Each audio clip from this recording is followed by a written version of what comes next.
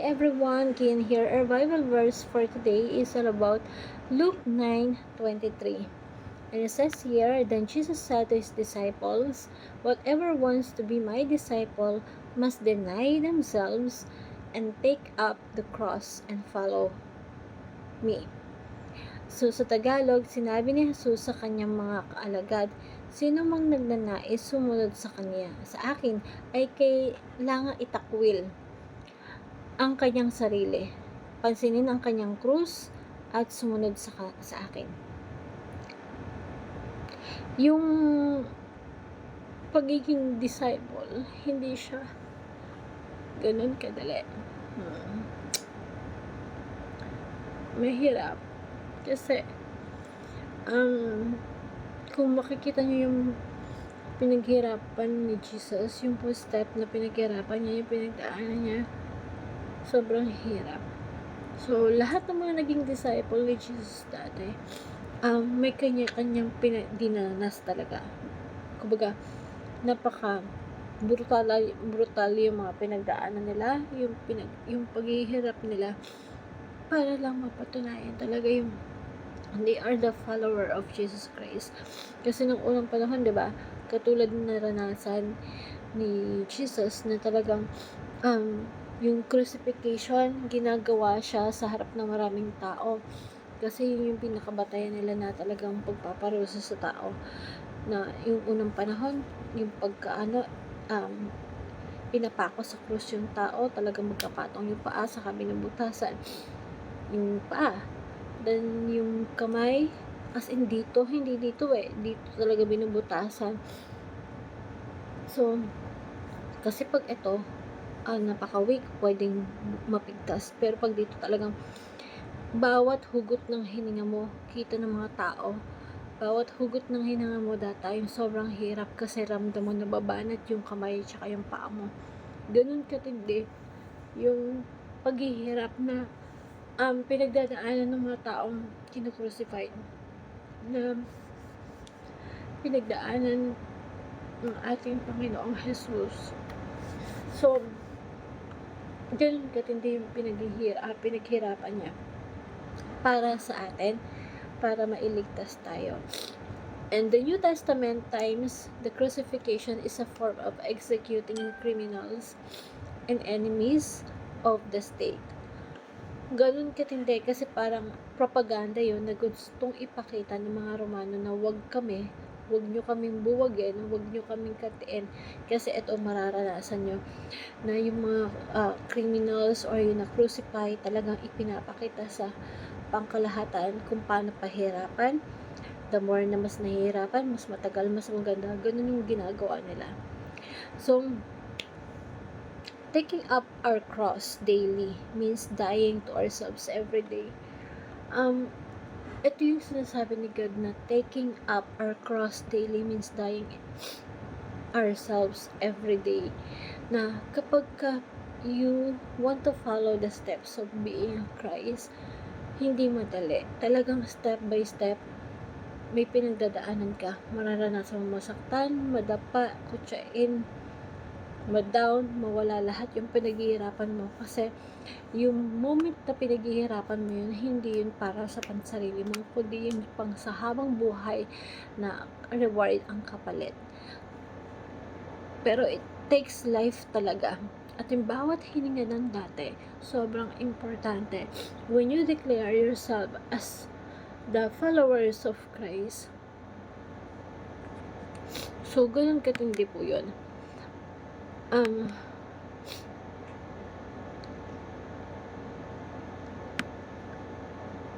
Yung mga Romano, talagang ganun sila katindi, kabrutal, mahabang pagdurusa ang ginagawa nila sa tao. So, yun yung technique nila para supilin yung pagre-rebelde ng mga tao.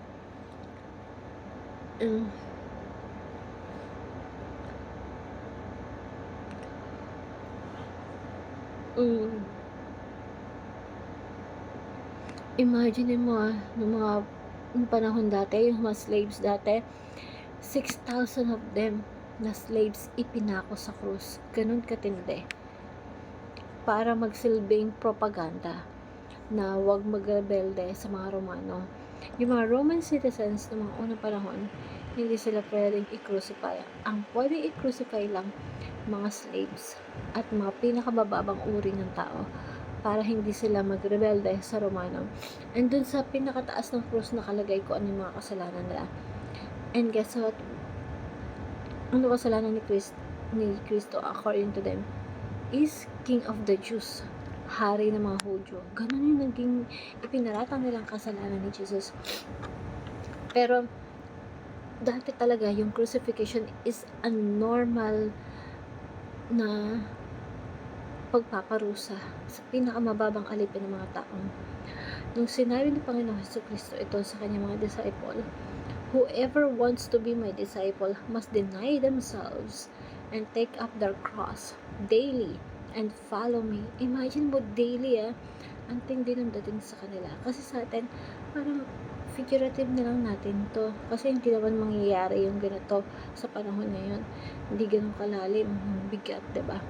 Kasi nga, hindi natin nakikita yung ganyang nangyayari. And nung time na ganyan, na kinukrucify yung mga tao, brutal pa lang, umaga pa lang nilalating ko na may kalawit at talagang natutuklap yung mga balat nila, ukit na ukit yung mga likod nila hanggang sa matanggal mo yung laman-laman. Ganun yung talagang mararamdaman at pinapakita during that time. Kaya kung sino man sumunod that time kay Hesus Kristo, deny yourself and take up your own cross daily, araw-araw.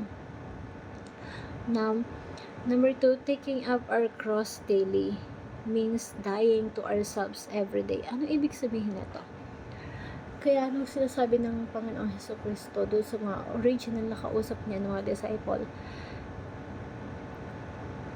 ang pagsunod sa kanya ay parang namamatay kayo araw-araw. Kasi kinakalimutan niya yung sarili niyo.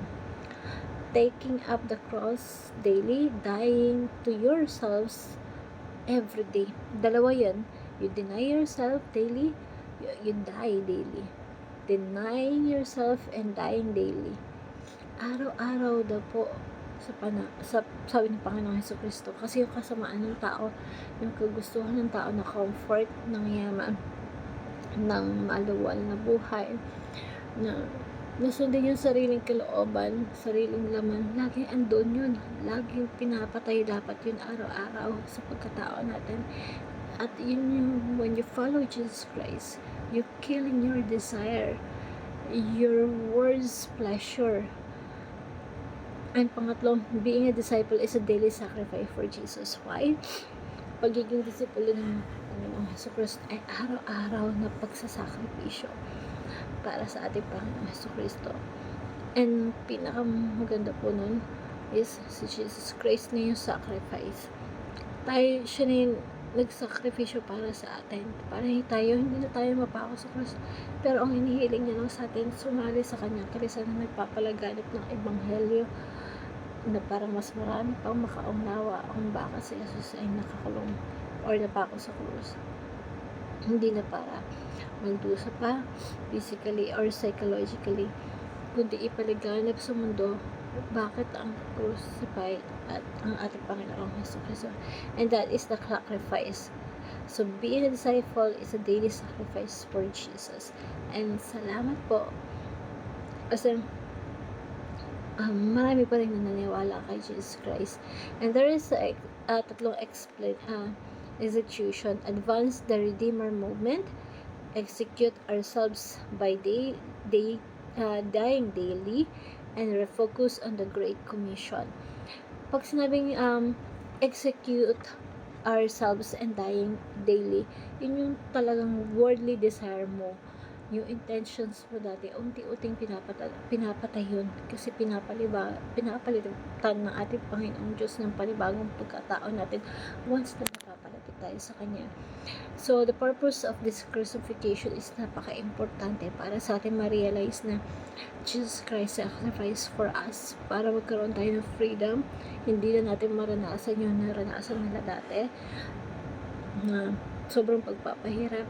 Yung freedom na binigay ni God kasi mahal niya tayo at binigay niya yung kaisa-asahan niyang anak para sa atin, na we have to remind ourselves why you are here, and you have to giving value of what you have right now. Buhay mo, yung paghinga mo, yung mga taong mahal mo sa buhay, that's the greatest value na kailangan mong ingatan. Kasi nag-iisa na lang yan. Minsan mo lang makasama yan. Pag nawala yan, hindi mo na kayang ibalik. So, let's focus